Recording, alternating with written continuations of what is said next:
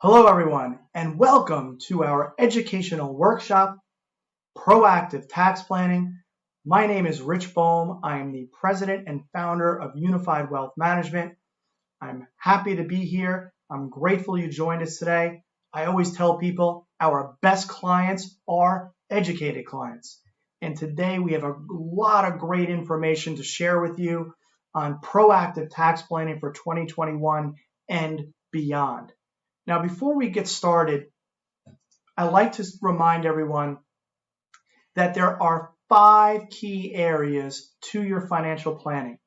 And whenever we make a recommendation, we're always doing it from the stance how it relates to your financial plan, looking at you as a whole, where we've brought together your preservation planning, your retirement planning, your tax planning, your estate planning, and your investment planning, so that everything is working in concert with each other to meet your needs, your goals, your whys, and your values.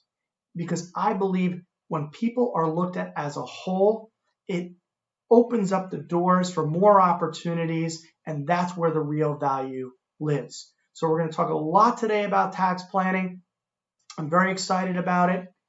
And again, our methodology is based on what I call proactive tax planning, because there's a lot of people out there that handle their money differently.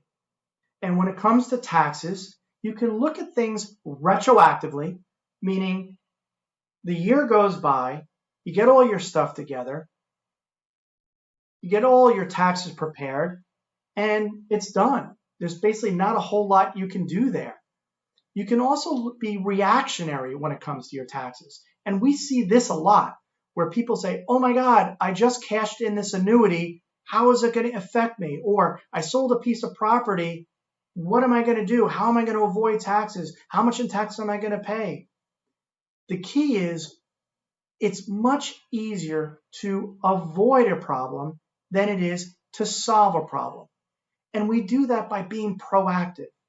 So we take a look at your options before you make the transaction. We understand the tax consequences before you do something.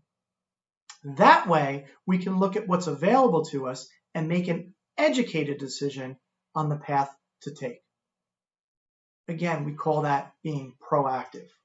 All right, now let's take a look at 2021's tax brackets. As you can see, not a whole lot of changes here. There's still 7 tax brackets. They've adjusted them slightly for 2021 compared to 2020, and they've also slightly increased the standard deduction going into 2021 as well. Now, that's important because now that the brackets are out, it may be an excellent time to do what we call a 2021 tax projection. Take a look at where you stand today, project out with what your income is going to look like for the remainder of the year. By doing this tax projection, you're able again to identify possible opportunities on how you can save on taxes now and in the future. And what it also may do for you is to avoid what I call unnecessary taxes, or oops, I didn't realize, and all of a sudden when you file your tax return, you have an unpleasant surprise. Good idea to do that 2021 projection now. Okay, in 2021, the long-term capital gains rates, there's still 3 of them. Very important to understand here, there's a 0% rate, 15% rate, and a 20% rate. And realize a long-term capital gain is when you sell an asset or an investment that you've held for more than 1 year. So if you've done it for more than 1 year, you get this preferential tax treatment. Notice that if your income is below a certain level, long-term capital gains are taxed at 0. So you have to ask yourself, is it time to do some gain harvesting? Does it make sense to do gain harvesting? Or should I be doing some loss harvesting or some combination of that? Again, we want to take a look at those things. We want to look at your current contributions to your retirement plans. See, when you add money to your retirement plan on a pre-tax basis, you get a big tax deduction for those contributions. And as you can see, these are the limits for 2021. So you want to be asking yourself, am I maximizing my contribution to my retirement plans? Should I be doing more? Let's take a look at your cash flow. Let's take a look at your liquidity and your budget. Does it make sense? Which type of plan should I be putting money into? There's now Roth 401k plans. There's traditional 401k plans. Again, let's look at how we can save taxes by maximizing these plan contributions. Another area we're asked about is how much money may I gift to my son or daughter or grandchildren? Well, for tax year 2021, the exclusion amount for gifting is $15,000. That means you can gift an individual up to $15,000 and you don't have to file a gift tax return and they don't include the money in income. So a strategy you might look at here is gifting money to a working child or grandchild, putting that money into a Roth IRA for them or a traditional IRA. Or if you want to help with their education needs, you can gift money into their 529 plan. Now in 2020, there was an introduction of a new above-the-line charitable deduction. You were allowed to do $300 even if you did not itemize your deductions, if you made a $300 gift to charity by check, cash, or charge. Good news, in 2021, that deduction has now increased to $600. Take a look at it. All right. Some other proactive strategies. These are a little bit more complex. There's a lot more detail to them, a lot more rules around them. But again, the key here is you don't need to go it alone. So let's take a look at this first planning strategy. We call it bunching your charitable contributions using a donor advised fund. Now, a donor advised fund allows you to invest the money by making a contribution to it. That money can grow tax deferred over time, and then you can distribute from the fund each and every year to the charities that you want to support. So a lot of our clients gift money to charity each and every year, but they don't get any tax benefit from it because they're unable to itemize due to the fact that the standard deduction is so high. Here's a way now to take, instead of saying, hey, I'm going to donate $5,000 a year each and every year for the next 5 years, let's bunch that all up, that $25,000 in 1 year. We can contribute it to a donor advised fund and now support all of these charities we care about over our lifetime. Another way I've used it is it's a great mechanism to have family time, family conversations, to teach your children and grandchildren about impact to society, impact to their community through charitable giving. Okay? So a great tax savings practice, if it's done properly, may give you some significant benefit. Now, another area that is really critical to look at has to do what I call family tax bracket management. Now, family tax bracket management relates to your retirement accounts. And it's very important to remember that we all have a partner in our retirement accounts, whether we like it or not. And that partner always wants their cut. Our goal here, through family tax bracket management, is to make sure that partner, the IRS, gets as little of a cut as possible. So through good planning, we want to defer our retirement accounts over the longest period of time, over multiple generations, and we want to do so at the lowest tax rates possible when we distribute those monies.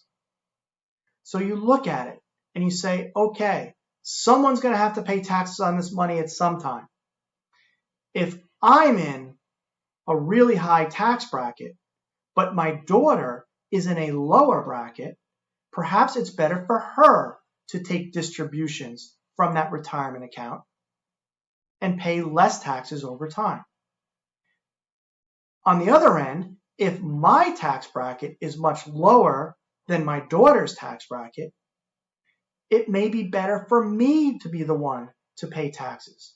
And I can look and explore in different options like a Roth conversion.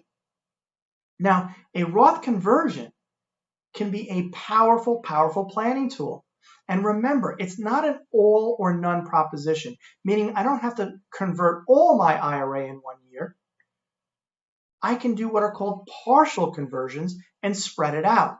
So what we do is look at what is the optimal Roth conversion threshold to spread out these conversions over a time period and absolutely pay the least amount of taxes allowed by law.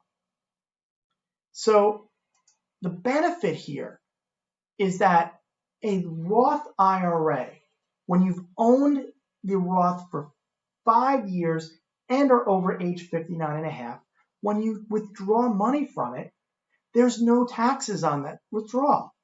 So you can lower your overall taxable income over time. If you're in a gap year, meaning you have a big change in your situation where you have a big drop in income, this may be a great opportunity to explore a Roth IRA conversion. Because when the money compounds inside a Roth IRA, it compounds on a tax-free basis. That's a huge benefit. Also, there are no required minimum distributions from a Roth IRA. So even when you reach age 72, you don't have to pull money from your Roth. And then when this money ultimately passes on to your beneficiaries, they're now able to take out tax-free withdrawals from this account. It is a powerful, powerful planning tool, especially when it's combined with good family tax bracket management. So we really want to look at that. Also, if you are charitably inclined and you have required minimum distributions, consider doing a charitable distribution or a QCD. See, the IRS now allows you to take up to $100,000 of your IRA distribution, send it directly to the charity, and not include it in income. You're allowed to do it at 70 and a half. And then the key is you don't have to do all your RMD. You can do a portion. But if you're not getting a benefit from your charitable donations because your standard deduction is so high, this is a way you can get that tax benefit. So if you have $25,000 of an RMD, send $5,000 of it to a charity because you normally donate $5,000. Now you only include $20,000 of income. You've just gotten a huge $5,000 tax deduction. Really great opportunity here. Take a look at it. Perhaps it makes sense. With that, I want to thank everyone for tuning in today. I really do appreciate you taking the time. I remind everyone that you can have all the money in the world, but if you don't have your health, you've got nothing. It's meaningless. So take good care of yourself. We look forward to seeing you at our next education event or webinar. And remember, if you found this information useful, if you think it would help a family member, a friend, a neighbor, or a colleague, please pass it on. We love helping people. Share the knowledge, and we look forward again to seeing you soon. Thank you so much for your time.